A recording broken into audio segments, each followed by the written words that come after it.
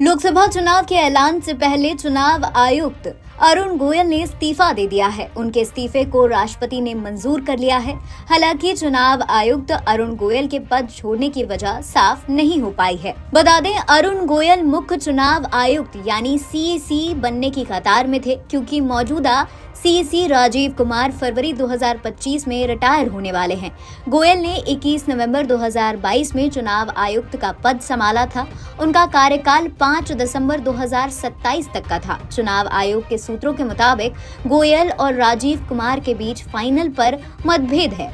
हालांकि गोयल ने इस्तीफे के लिए निजी कारणों का हवाला दिया है। केंद्र ने उन्हें पद छोड़ने से रोकने की कोशिश की थी। गोयल की सेहत भी ठीक है, इसलिए खराब स्वास्थ्य के कारण इस्तीफे की अटकलें को खारिज किया गया है। अरुण गोयल के इस्तीफे के बाद 3 सदस्य चुनाव आयोग के केवल सीईसी राजीव कुमार ही रह गए हैं। इससे पहले अनूप पांडे 15 फरवरी को चुनाव आयुक्त पद से रिटायर हुए थे।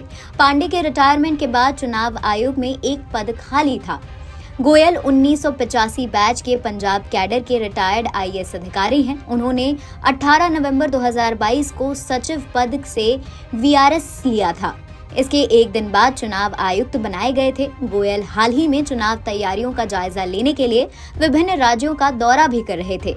हालांकि स्वास्थ्य कारणों का हवाला देकर उन्होंने दौरा बीच में ही छोड़ दिया। इन सब के बीच कांग्रेस ने अरुण गोयल के इस्तीफे को लेकर सवाल उठाए हैं और इसके लिए 3 कारण भी बताए हैं। दरअसल कांग्रेस महासचिव संचार प्रभारी जयराम रमेश ने कहा कि पिछले 8 महीने से इंडिया गठबंधन की पार्टियां चुनाव आयोग से समय मांग रही हैं। हमने वीपीपी पैड की है, क्योंकि हमारे देश में ईवीएम का मतलब इलेक्ट्रॉनिक वोटिंग मशीन नहीं बल्कि इलेक्ट्रॉनिक वोटिंग मैनिपुलेशन है। चुनाव आयोग हमें समय नहीं दे रहा है, हमसे मिलने से इनकार कर रहा है।